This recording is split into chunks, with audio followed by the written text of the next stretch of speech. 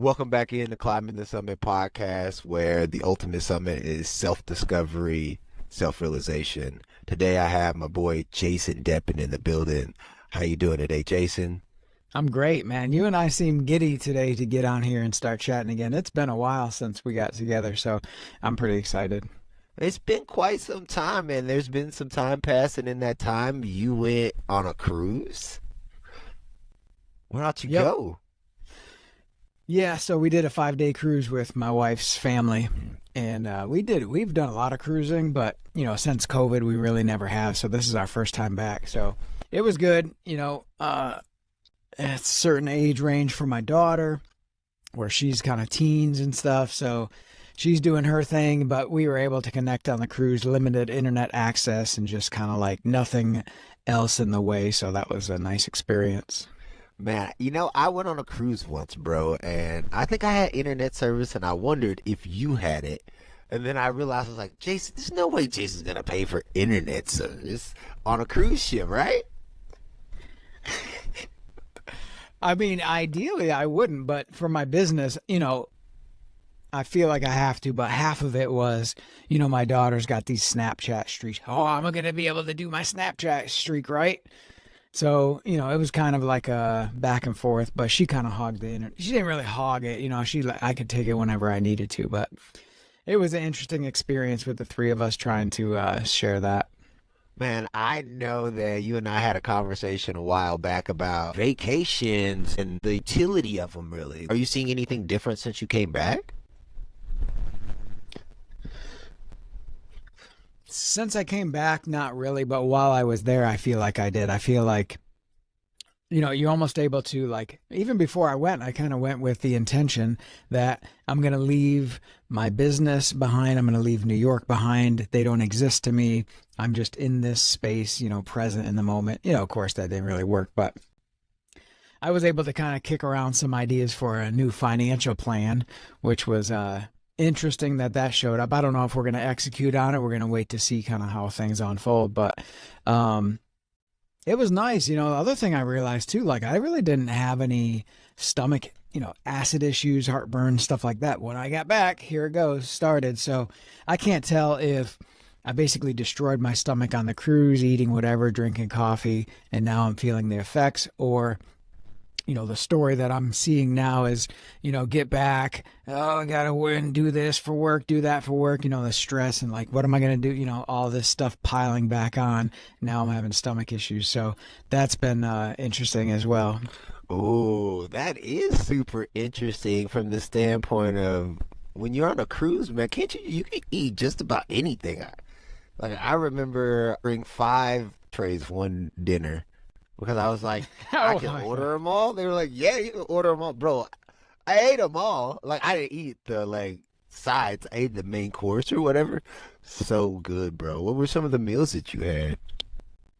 Yeah. It's funny because you kind of get that guilt of, it's like, hey, I'm going to get the egg rolls plus, what? I want to get the shrimp. And let me get this as well, but then you're like, God, I'm really pushing it. But they're just like, okay, I'll bring it. So you take a couple bites and then you just discard the rest. Feels really wasteful. That's part of the issue with cruising for me too, is like the environmental impacts are pretty large from what I understand. So that kind of, it's interesting because, it's like, how are decisions made? Well, environmental impact of cruise, let's go ahead and take cruise down a notch. It looks a little less likely to go on a cruise because of that, that belief that I have. I'll call it a belief, whether it's true or not, right? So it's cool to see like all the pluses and minuses coming together, determining our decisions.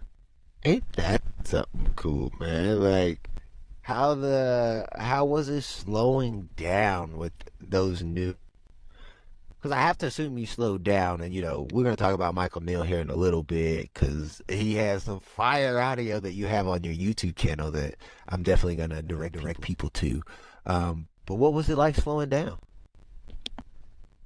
One thing I did notice when I got back is like when I was on the cruise, if I was like, you know what, I'm going to lay in the bed, take a nap, close my eyes for a bit, that's what I did.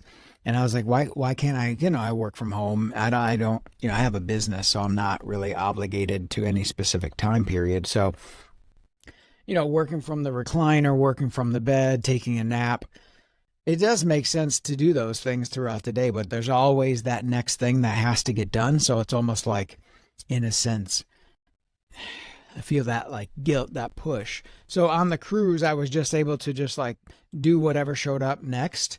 And, when I get home, different things show up, which do block those little naps and those little relaxation periods. Don't they though, man? I woke up. No, I didn't wake up. The other day, yesterday, I just needed a nap, man. I needed a nap, and I was like, Aria was laying down because she's been having an ear infection for the last few days, and so she was laying down. I was like, Danny, go outside and play. I finally got him to understand I needed him to go outside and play. I laid down, put my head down, bro, and every time I was like right there on the cusp, like somebody would need something. And it's this weird feeling when you want to get a nap and you can't get it. Mm, definitely. It's it's a trippy experience. It's like what Ram Dass, Byron Katie. Ram Dass says, if you think you're enlightened, go home for Thanksgiving. And Byron Katie says, if you think you're enlightened, you'll love getting your car towed away. So it's like, all right, well, looks like I'm not getting this nap. I can't wait to find out how I react to this situation. Bruh. Oh man, I've been wanting to. I don't know if I've been wanting to tell you this, but like, I tell everybody this. So I'm gonna tell you this, and I was gonna probably tell the podcast anyway. So here we go. It happened yesterday. I was like, all right, it's time for me to start reaching out to more people. Like, I you and I talked a long time ago, and maybe you can recap this a little bit better than me, and then I can get back to the story. But you told me a long time ago that my issue was not I needed to get more clients necessarily. It was I needed more referrals. I needed more uh, engagement with people to send me to other people, and that would lead me to more clients. Could you speak to that just a little bit from that real estate side? Yeah, so I'm not sure if this is exactly what you're talking about, but I think this ties in. It's like I need more, let's just talk about real estate. I need more buyers or sellers. So I need more clients. And it's like, damn, I need more clients. The problem necessarily isn't that you need more clients, is that you need more appointments, right? So like you go, let's say you have 10 appointments and you land 3 of them. So your conversion rate is 30%. The goal is to fill up your calendar with appointments, right? There's also the aspect of, okay, I'm getting a ton of appointments, but I'm only getting 30% conversion. So I want to increase my conversion. All right, well, let's take a look at what I'm doing to see why I'm only getting 30%. Like, oh, I really see people's faces really turn off when I say this certain thing that I say. Okay, maybe I need to tweak that. Right, but for right now, it's like the thing that makes sense to focus on as a real estate agent is finding people who want to buy and sell, right? Getting people to start talking to you, and then working on the conversion, and then working on, once you get them under contract, getting the deal closed, that type of thing. So it really seems like a lot of the stuff that we talk about as far as where our behaviors come from, following the breadcrumb back to see, why am I even doing this in the first place? Finally came back to that. So it's one thing for somebody to tell you something. It's a totally different thing for you to go through experiences that lead you to the same outcome that somebody already told you. Now, with the difference between wisdom and what is it? I think the difference between wisdom is like being able to hear somebody else's story, take that on board, and utilize it in your life. I was not being wise in this case, if you will, right? It's like Jason, you tell me, hello, I'm shaming myself. Yeah.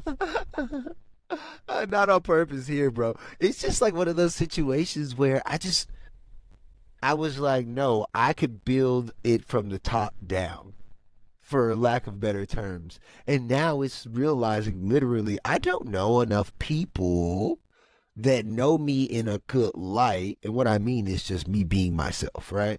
So there's one thing to go out and be this version of myself that I think people need to be. And it's a totally different thing, the version of me that like a Jason will get, or a Rob, or my wife, or my partner, whatever, whoever, right? Like my kids get a different version of me. And so I'm really seeing that. So I'm reaching out to people, bro. Like literally on my computer, you pull up your messaging, bro, and you just type in, or you see somebody, hey, what's up? How you been? Next person. And I went to something called the Aspire Fest, which was these big names: David Goggins, Marcus Lemonis, Molly from Molly Games, the movie. They came to talk, and I went with a friend, Jessica, from yoga teacher training, and I told her, I wanted to start networking, and she was like, "You got to start doing X, Y, and Z when you want to network. And if you think we should break that down, we could definitely get into that, man." But I'm recognizing that it takes a lot of practice to get really solid at being succinct in what you're doing. Right? So, like, if I have a crowd of 3,000 people, there's no way I can get to those 3,000 people. But there's been instances where I've gotten trapped with one. Right? Like, I'm just talking to one person. Like, how's your dog doing? Like, we're just getting deep in the muck. But it's not serving me in the business aspect, right? Does that make sense? Following? Yeah, so you're saying you just stay in the shallow end, you never kind of get out into the deep end. You never really like make the offer, make the sale, right? Is that what you're saying? Yeah, I don't make the offer, I don't make the sale, but it's not even that necessarily. I don't even get to enough people, right? So, like, I'm talking to this one person, and this one person now, we're friends, which is great. Don't get me wrong. Like, that's what we're looking to build in a way. But at the same time, like, it probably would have served me to get 10 people. I'm reminded of the story of the pots. Is it better to build one pot? Or is it better the one perfect pot? Or is it better to build as many pots as possible to see which pot becomes the best pot? Yeah, I was actually thinking of that same story, so it's funny. But then there's the consideration: does it make sense to go deep with one person to really connect with them on such a deep level? Or, okay, I met 15 people, but like I remember one person's name was like Steve. I don't remember anybody, right? So like you really didn't make a connection with anybody. So yeah, that's interesting. I think one thing you're really good at that my conditioning needs to figure out in order to help me achieve my goals more is small talk. So for me, it's like I just want to jump straight in the deep end. Let's get into it. Let's see what your problems are with life. But you do have to. It seems like with a lot of people, you got to make that first connection. I mean, they're not gonna. Most people, I don't think, are just gonna jump right in and be like, "Yeah, I'm having troubles in my marriage." Like, I just met you, so.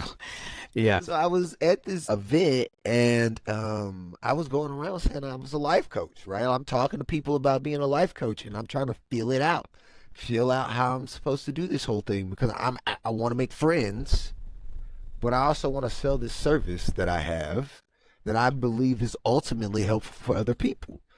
And there was one guy, I told him I was a life coach. I was like, "How you doing?" And I mean, the dude went deep into like the things that he had going on. And then something happened in the room where everybody's attention was taken away. And by the time I looked back, he was gone, bro. He wasn't in the room. And I think he probably was like, "Whoa, I went way deeper than I thought I should go with this guy." But I was about that. I just don't want to shame myself here. Yeah. Yeah, that reminds me, just throw it in here real quick. There's something called the vulnerability hangover. It's like when you get into a deep conversation with somebody and you're like, you're feeling that connection and you're just kind of disclosing stuff. You're really being vulnerable. Then the next day you're like, what the hell did I do? Like, why did I go to that deep level with this person? And you have that vulnerability hangover. So I don't know if that was the case for that guy, but I feel like that's interesting. Something to watch out for too as coaches, because when you're on the other side of that, when somebody does share, you know, you are it's almost like you want to let them know, like, hey, you know what, I really appreciate how you opened up last night. It's really cool that you shared that type of stuff with me. And just giving them some reassurance and things like that. Like, I'm not going to go tell everybody I know that you're cheating on your spouse or whatever. You know what I mean? Like, that's an extreme example, but That's it though, man. Is like it probably was that, but in the whole scheme of things, that's what I'm saying is like not that there's a delicate balance, but there's definitely I was at one of Morgan's I was at a Christmas party and I met I met a lot of people, but in this specific part I met this guy who seemed like he was like one of those people who really network well. And he's like, ah, man, people probably think I'm annoying. And I was like, but that's what it takes sometimes as a salesman. Not to be annoying necessarily, but you have to have that sort of like, it doesn't necessarily, I don't want to say confidence because it's not a confidence, but you have to have that ability to just say, who cares what I'm thinking? Like, I'm going to go in here and I'm going to talk to this person and we're just going to see what comes out of it. And it's almost like what we talk a lot about not being attached. Like, I'm gonna talk to this person, whether it's a friendship, a coaching contract, they want to know more about psilocybin, whatever it is. Like, or they might not want anything, but just going in there unattached to what the outcome is gonna be, I think, is ultimately what's really cool about me trying to get back into the networking game or get into it at all. I think that's tough because you have a desire. You're going for a reason. So, in a sense, you're invested in the outcome because there's something that you want. So, it does make sense to like not go in there and start cursing at people or not be cutting people off in conversations, interrupting, and that type of thing. So, on one hand, since we want something, we are attached to how we behave, which really can get in the way of just being natural. But another thing I wanted to say too is like, I think it's important to realize we're not going to connect with everybody. So, a Danny Cobbin, 60% of people might be attracted to a Danny Cobbin. A Jason Deepen, 40% of people might be 80 attracted. people. But just What's realizing, that like, sign say? what, shaming myself? Well, being, yeah, true. I'm just saying, I'm not going to use the example that 40% want to talk to Danny, 80% want to talk to Jason. But, I think if it's important to us, if we have goals that we're trying to accomplish, it makes sense to see what works for most people. And going back to the pots, creating the pots in the art class, if you make 100 pots, you get really good at seeing what works and what doesn't. But if you make one pot, 5 pots, it's like, oh, I know I always have trouble with the handles. Well, you don't really have a lot of data to base that off of. But if you worked with 100 pots, if you've made 100 pitches to people, you get a sense, I feel like, of what works and what doesn't. So I think that's another benefit of reaching out, talking with a lot of people. Yeah, I think that's a lot of times what happens to people. Like, yes, do I want to make a sale by going to an event? Well, yeah. But what I've recognized is that's not how the sale comes, right? The sale comes from getting to know these people, like you're saying, on a deeper level. And I think what people, I think it's not just what people think, bro. It's Now we got all off track here. All right, fill everybody in what's happening here. No, like I'm trying to figure out orientations on the screen, and depending on the orientation on the screen, Jason is either in the center or on the right hand side, left hand, whatever that is, that side. And so like I'm just trying to figure that out. I don't know, cause like I think you're We right, got man. he messaged me and said recenter because what I'm doing is I'm trying to see Danny but making it appear like I'm looking at the camera. So I want to be on an angle, but the way this system is, when you squish down the browser window, it looks like it's like an iPhone shape, so it's like portrait. But the final video is going to be the landscape video, so I feel like I'm in it, Is right? it? But yeah, but I might not be, so which is also hilarious. So anyway, I replied back to him while he was talking, but then he got all distracted. So yeah, we might need a different plan for that. Well, that's Learning, doing. hilarious. Yeah, hey, Yep. we got to try it again though. I don't think that's enough to throw us off that path. What were we even talking Yeah, about, you bro? were saying about just connecting with people, right? You were saying the percentage of people that. Yeah, man, it's interesting for me because when I look at it, I look at the one person, right? Going deep with one person. But like if I'm at a convention for 8 hours, this is one I have coming up. That's going to be 3 days. I'm only going to be there for two of them. In my mind, that's an opportunity to meet at least six people. Like I could sit next to this person for a speech or whatever it is. We could like chit chat, get up, hang out for a second, and that's enough time, maybe even three, right? To like feel like I know this person enough to either step off or to bring someone else into the conversation or to go into another conversation and then kind of do that trade-off dance, if you will, where it's like I'm sure somebody else has gotten stuck with somebody and you're just Mm, trying to do some rotating and getting to know a few other people. um yeah, man, but yeah, so the reason why I'm telling you about that is because I'm reaching out to people. I reached out to my mom. I reached out to my sister. I reached out to my daughter. Daughter's moving to Dallas, which was insane because I just moved from Texas to move closer to her, yeah, that is wild. and she's like, "Yeah, I'm moving to Dallas." I'm like, "Oh wow, okay, cool, all right." And then talked to my sister, and she's talking about my mom's in Dallas currently, and everybody's like, "Are they gonna live together?" I was like, "I'm almost 100% sure they don't even know that the other one's gonna be in Dallas at the same time." I don't, Oh my gosh, that's I don't, hilarious. I don't think there's that kind of communication, Yeah.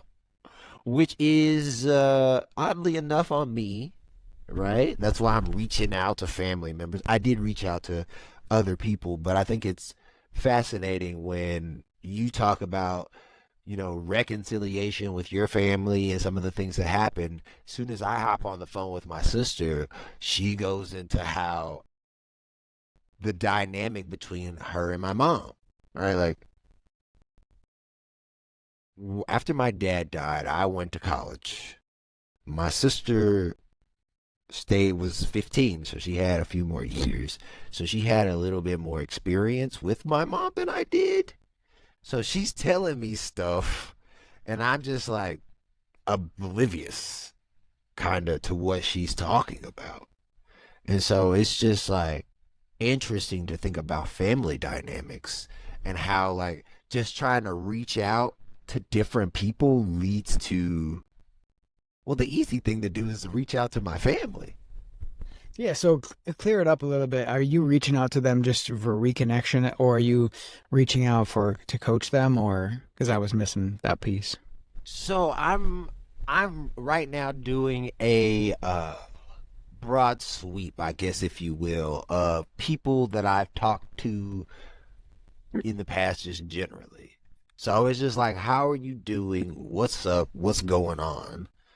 And like, I hate to say it, but I don't talk to my mom enough, bro. I don't talk to my sister enough. And I'm saying that from the standpoint of like, I want to talk to them more. I'm not. I don't think there's any shame in that. I just think that like I want to talk to them, And this is what I'm seeing in a lot of areas of my life. I want to do this, but I've not been doing this. And I've been giving myself a hard time about doing this. And I think what happens a lot of times is we think, okay, well, I'm doing this. This is gonna make me happy now. I'm doing it to see if I'm just bitching about something, if I'm just complaining, or if no, no, no, this really would bring more joy into my life. Does that make It does, and it's interesting that you bring that up, and I point to, so if anybody's just listening to the audios. So, you go to networking and you get this little sticker, you put it on your shirt, and it says, hello, and then you write your name in it. So I had this idea, so I got it printed on my board here. It says, hello, I'm shaming myself. And the reason is just to remind me that that is what I'm doing to myself. When I'm like, oh, I need to do, you should talk to your mom more. That's like the shame, right? And it reminds me what you're talking about is Byron Katie says, I discover my preferences by seeing what it is that I'm doing. So if I talk to my mom once a month, that's what I want. I want to talk to her once a month. If I call her once a month, that's what I want. But I can tell this whole story, and this is what's happening with my dad, of like, he reaches out, it's like, it's like, I know I should get with him. Like, I gotta set something up. I'm just so short with him. I don't really engage much. But the truth is, I don't want to right now. I don't want to get with him. So in that sense, I'm shaming myself because I'm over here pushing myself to do something that I obviously don't want to. How do I know I don't want to do it? Because I'm not doing it. So I see what you're saying, and I think you're making a good point. There's a difference between shaming and moving in a direction. Yeah. So I might say to myself, what is it about my dad really that I don't like? And I know that it is my unhappiness that I can't be with him. I'm missing out. I have rules. I have ideas. I have concepts. It's just like searching for a house. I need a house with 4 bedrooms and a basement, right? And I need to be with my dad, who's not a bigot and is not grouchy and is not all about himself, right? Those filters are preventing me from being with my dad. In that sense, yeah, it's hard because it's almost creates a sense of like, I want to be with my dad, but I can't because he's the way he is. The problem is I don't accept him the way that he is. What do you hear in all that tying back to what you were saying with your mom? I think it's a different situation completely. From the standpoint of if your dad's a bigot, bro, like, I understand why you wouldn't want to be around that, right? Like, yo, bro, like, I don't want to be around that, and if you're gonna continue to be like that, that's the reason why we're not around each other. For me, I've just never had, I don't want to say the relationship's never been negative, but I just never had this relationship where me and my mom talked all the time. Like, I went to college. She was very stuck on my dad's death, which reasonably so at the time, right? And it's like, then I had Emily out of a previous engagement, and because of that, like, she's wanting to see Emily. I live 3 hours away. Emily's mom's not necessarily being receptive to it, so me and my mom are in this weird spat because she wants to see her grandkids, which I understand, and I'm living this completely different life over here, and it's just incompatible for whatever reason. So I think at that time, it's the same as how you were with your dad, right? Like, there's these certain things that we're not jiving with, and I'd rather just like not talk to you than ruin the relationship or harm the relationship further than it already is. So I totally get where you're coming from with that, man. Yeah, it's something I'm working through now. I know that anytime I'm unhappy, anytime my peace is disturbed, it's the way that I'm looking at the situation. So accepting that this is what my conditioning is doing right now, that's it. I don't want to go see my dad right now. But at the same time, looking at like what is the deal with that? Like what really is, why am I not accepting him for who he is? You know, what these preferences here are in a sense limiting and boxing in my life. My life can only be so big. I noticed that with friendships too. It's like there's always something with somebody. I mean, you and I have a close connection and stuff like that, but I'm sure there's things where it's like, Jason today, you know. But it's like my workout buddy, he's annoying. And then this buddy is like, oh, God, he always talks about batteries and he bores me to death. Like, I have a problem with each person. So my life is like, oh, how come I don't hang out with people more? Because I have a problem with everybody.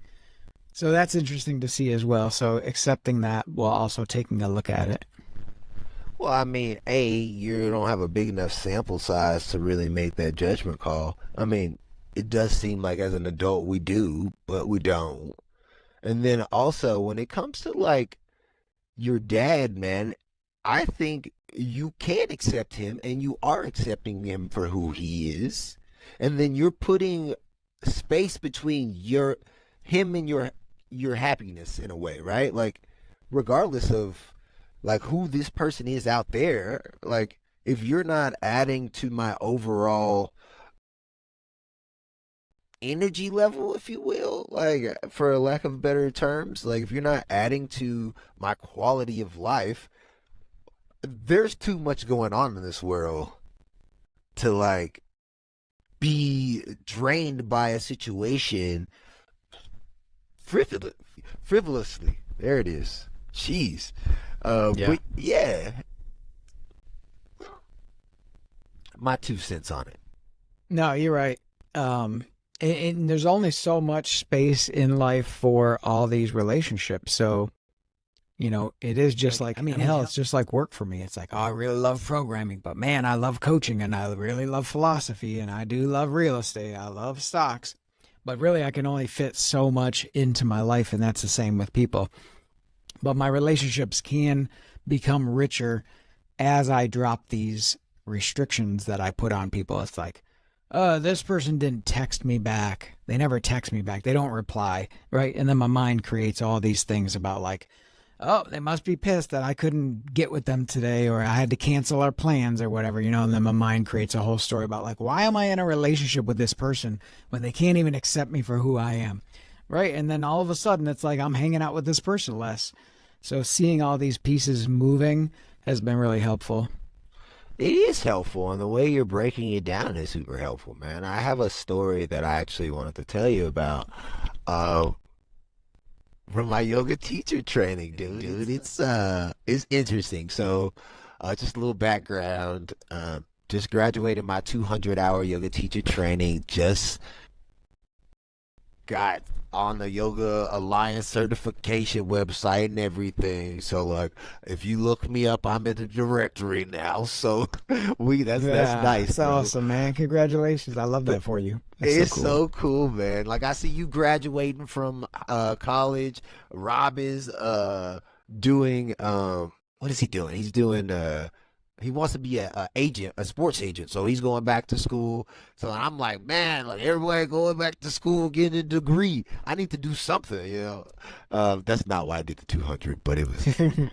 Um, so I'm in the 300, and it's Brittany and a lady named Kat, and Kat's like manager of True Fusion, which is a beautiful gym downtown Denver, right? And Kat has this powerful voice, and she weaves stories into the yoga practice. And so she was like, "Remember a story." We got this little book called Myths of the Ashantis, and she's like, "Find a story in there, memorize it, tell it." It's like easy peasy, lemon squeezy for me, right? And I'm just going through there reading the stories, bro, and like they're good stories. And then one day I just open the book up and I find this pose. One day I open the book up and I find this pose called Bada Bada. I think that's how you say it, bro. Not 100% though, right? It's a seated lotus twist where you're grabbing your back toe while when you're twisted, right? And the story is about Badaswa. Right, this sage. And I'm gonna call him Mr. B because I'm pretty sure I ain't saying his name right, right? But the dude loved scriptures. He loved the Vedic scriptures, right? Because he's from that time period. So he'd wake up, he'd read the scriptures, he'd write the scriptures down, he committed them to memory. He'd wake up day in, day out and do this, right? And he died. And so in his second lifetime, when he got to the age where he was like, all right, this is what I want to do with my life, he picked up the Vedic scriptures. He went back all in, bro. Like, that's what he did for his lifetime. Died. Lifetime number 3. Like, I wish I got 3 lifetimes to pick what I want to do, right? Lifetime number 3. He gets so much information about the Vedic scriptures. People start hearing about him, but nobody knows who he is. Right? It's this weird like dynamic where, oh, Mr. B's up there and he knows all kinds of stuff about the Vedic scriptures, but ain't nobody really met him. And so he's on his deathbed, and Shiva comes to him, and Shiva is the god of destruction. I still got to do a little bit more research about who Shiva is exactly, but Hindu god, one of the 3 people who created the universe in the Hindu tradition or whatever, right? And some interesting stories about Shiva. Shiva, like, the dude's crying. Mr. B's on his bed, he crying because he's like, oh my gosh, I'm finally fit to go with Shiva, right?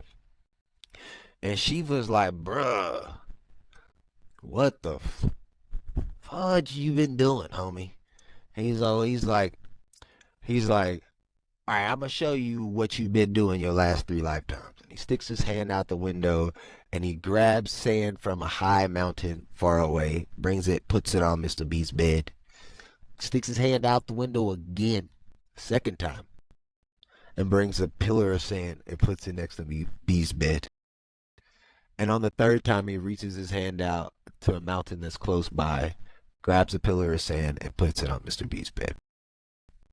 And he says to Mr. B, this is all you've gained in your 3 lifetimes of studying Vedic scriptures. If you want these 3 pillars of sand to turn into the mountain outside of your window, you're going to have to do something different the next lifetime. So lifetime number 4 comes around. Instead of just studying the scripture, the dude starts giving it away.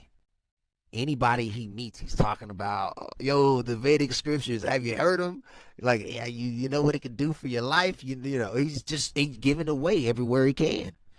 And he's on his deathbed, and Shiva comes, and Shiva's like, "You ready to go, bro?" And he's like looking around at his life, and he's seeing all of the people who have been lit up by his sharing what he knew, and he's like, "Nah, Shiva, I want to run it again. Like, this is amazing. This is better than anything that I could have ever expected." And so he comes back a great sage in his 5th lifetime. And as a great sage, like, I'm impacted by the story, bro, because it's like, how many of us love studying, love getting the information, but we don't share the thing that we love with other people? And what's crazy is that's how friendships are made. That's how networking is done, right? You love something so much that you just share it.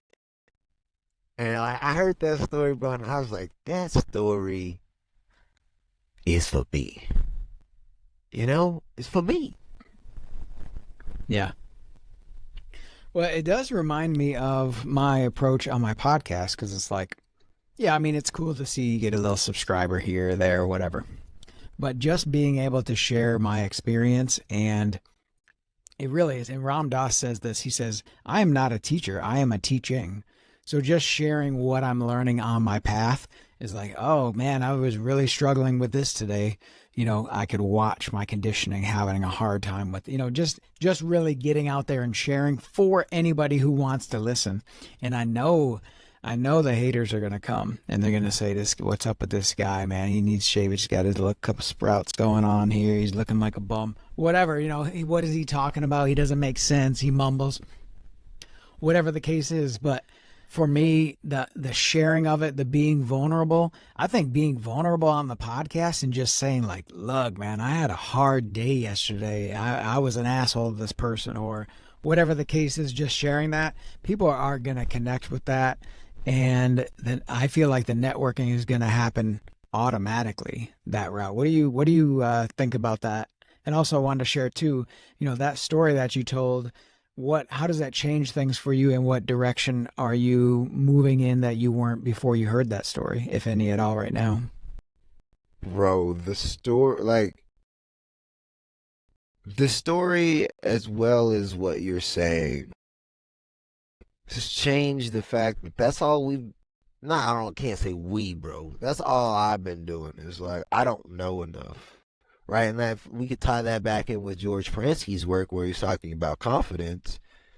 It's not that you need confidence. Anything that you say you need in order to be confident is keeping you away from your confidence. And one of the things that I was saying is I need more information to go out and talk to people about what I know about the fact that you live in this thought creative reality, right? And it's like, oh, well, like, what if I did have enough information? What if I did have enough knowledge? Because you know this, Jason. Like, you only need to be a step ahead of a person in order to help them to the next step. If you're too many steps ahead of that person, it gets kind of difficult to help that person up because you don't know exactly where that person is, what they need. But like, if you're just the next step or two up, man, it's easy to say something like, "Oh well, now what?" and pull that next person up with you. Um, so, bro, like that's where I think, and this could be on a subconscious level. I read that story, and I want to share this with you too. I read that story, and I told a couple different people, I'm only going to do this story because it resonated with me, and I don't have time to read another story to share with y'all. And they were both like, nah, like, you need to find the stories that resonate with you, because when you find the story that resonates with you, you do the research around the story so that you can incorporate all those things together. And I was like, oh yeah, you're right. Like, the more in alignment with who I am, a story or whatever it is, the easier it is to incorporate. But in networking, the same is true, right? Is whenever I was like on the fence about how much, coaching is gonna help, or how much psilocybin helps a person, or I'm on the fence about, who and what I like to talk about, or whatever it is. Yeah, going to networking events seems really hard because it's like I don't know who I am, so I don't know how to share with you who I am. And I think that's tangibly different than where I feel like I am now, where it's like, cool, I can work out the details on how I present this information, but I want to get in front of people so that I can see like what sends the conversation in the direction I need it to go versus sending it in the direction of where I don't want it to go. Not that it's not okay to go there, but like, just like if I was on the highway, man, like this is interesting how these things happen. If I was on the highway and I'm driving down the highway, there's a bunch of exits, bro. Like, if at any point the exit is like, okay, this person doesn't seem like we'd be friends. Like, we don't have a lot in common. They don't seem like they're interested in my products or service. It's a good time to take an exit, you know? And like, how do we gracefully take that exit and leave ourselves in a place where if that person hits us up later on down the line, they're not like, oh yeah, this guy was an asshole.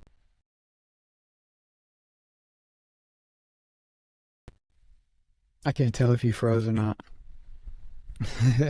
um, yeah, I really feel like I feel like just getting out there with the pots and just making more, making more, making more, um, is the way to do it. But at the same time, it seems like we need to be okay with falling on our faces. Like, oh God, why did I say that? But that's the learning doing of it. Like, we got to get out there, knock the rust off, and just have conversations. And like you said, people are going to gravitate to us because of the things we're talking about, or they're not. And it's kind of nice in a sense because they're raising their hands and saying like, hey, don't waste any time on me. And like you said, it reminds me of that like Zen story. Like the person just shows up and rains. Sometimes they rain on rocks. Sometimes they rain on soil that's not ready for things to grow, and sometimes they grow on fertile soil. So people are going to hear what they hear, and they're going to gravitate toward us.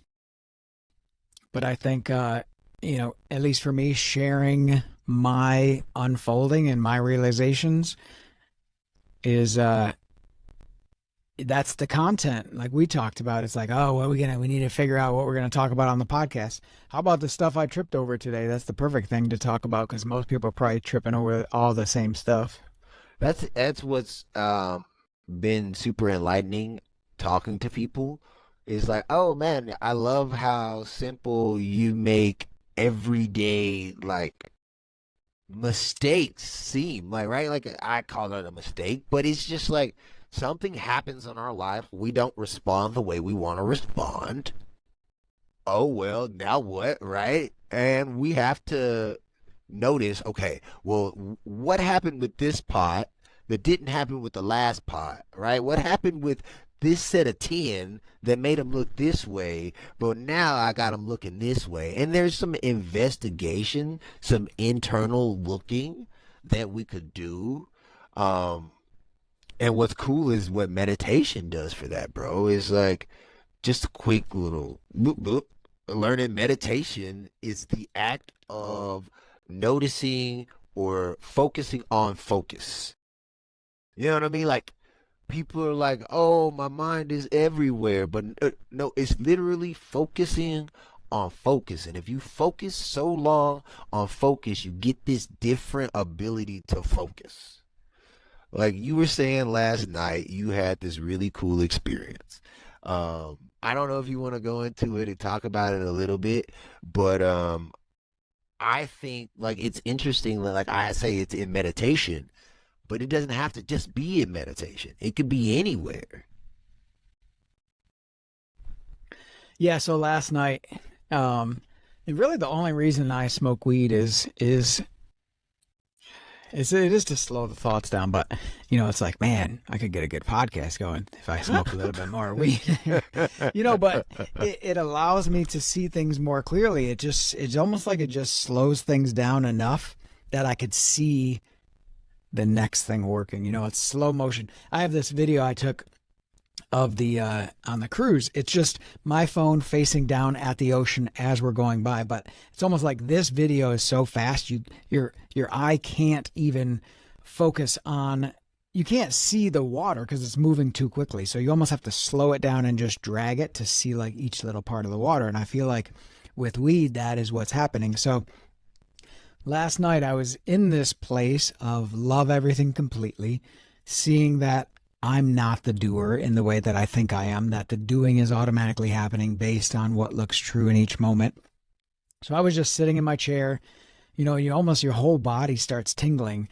And it was just like, almost like, just like I was repeating softly to myself is like, notice, just notice the next thing that appears in consciousness. Notice that little bit of sensation in your body, in your leg, that your mind is telling you, oh, this is uncomfortable, I gotta move my leg, right? Maybe it's not. That's just the meaning that my mind is creating. So even sitting with some physical discomfort and just watching that discomfort and not really paying attention to like, ooh, my leg could be falling asleep or whatever. I don't know. It was just a really cool experience of being in the place of loving what is. Anything else that popped into my mind, just watching it show up. Because that's all that's ever happening anyway, and there's nothing that I can do about it. So to resist whatever's happening is, in my mind, illogical because it's reality. That's God. I'm resisting. I'm fighting with God. And what does it feel like to fight with God?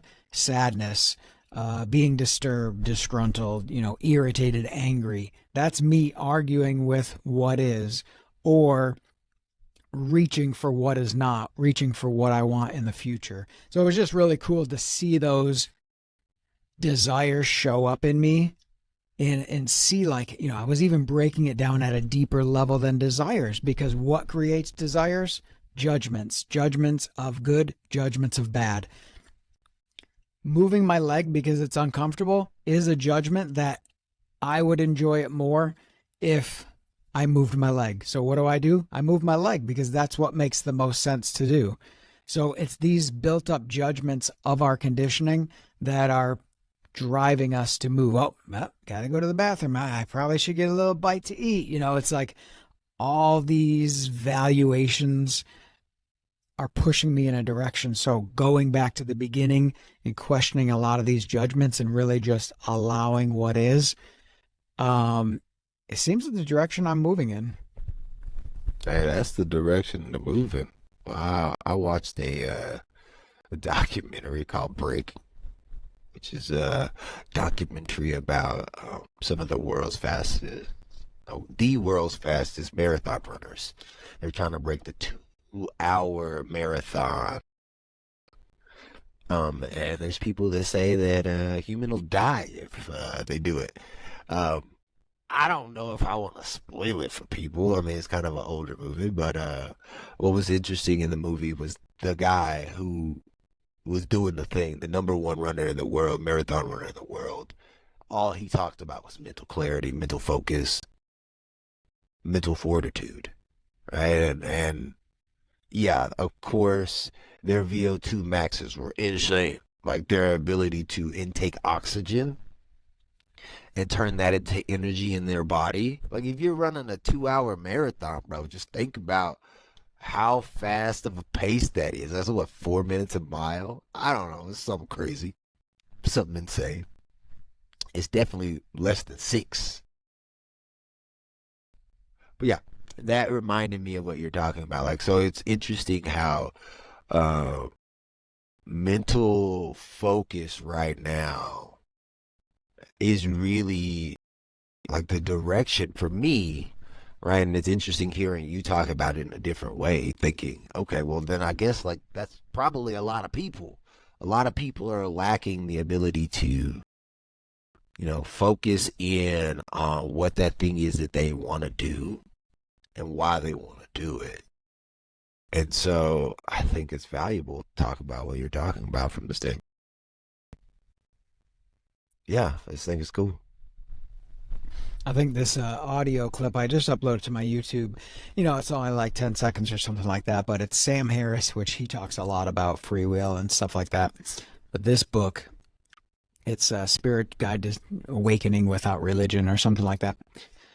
It's called Waking Up. And he says life is like a game in the sense that you can keep going, for my generation, it's Mario Brothers, right? You can keep going on level 3-1, keep falling down the same hole, or you can learn from your experience and stop tripping over these things. So that's what he's saying is like he sees life as a game, goes through life, and it's conditioning's job to see what's working and what's not, and to try to look at those things, which is what it's just naturally happening. You don't have to do this. It's just naturally happening that you're going to realize like, oh, yeah, it probably doesn't make sense to leave my shoes in the hallway because I keep tripping over those. It's just the next obvious thing is to move the shoes out of the way. So I like that. Like video game perspective, because it's like, okay, this is how the game is programmed. There is a little monster here that's trying to get me. I need to navigate around that because that is a circumstance of the world. In the same way with my conditioning, here yesterday, my conditioning resulted in this behavior. Now looking at it, it doesn't seem like I want to act that way in the future. So now the video game is updated, the programming is updated, and then I get into a similar situation in the future, and then I might find myself acting a little bit differently. That's all there is to it, brother. That's all there is to it. Jason, I appreciate you stopping in, talking to me about the things, whether it's yoga, your podcast. Do you have a name for it yet? Yeah, it's unconditional happiness, which is funny because it's kind of redundant because happiness means unconditional, right? You can't be disturbed and at the same time completely happy. But also the subtitle is learning to enjoy life, and that's really what I'm doing is going through talking about what's happening in my life, how I'm now looking at the situation differently so that I can enjoy life more than what has been happening. So it's really just kind of like let me break down. It's kind of like a gamer, right? They're playing a game, they're recording it, they're what is it called? Screencasting. They're live streaming their gaming, and that's kind of live streaming my life. So Hey, the live stream of Jason's Life. Y'all gotta check it out. YouTube. You got it on Spotify yet, or? yeah, it's everywhere. Ooh, it's everywhere out now. Thanks, Jason, for dropping in. Appreciate you, brother. All right, man. Thanks a lot.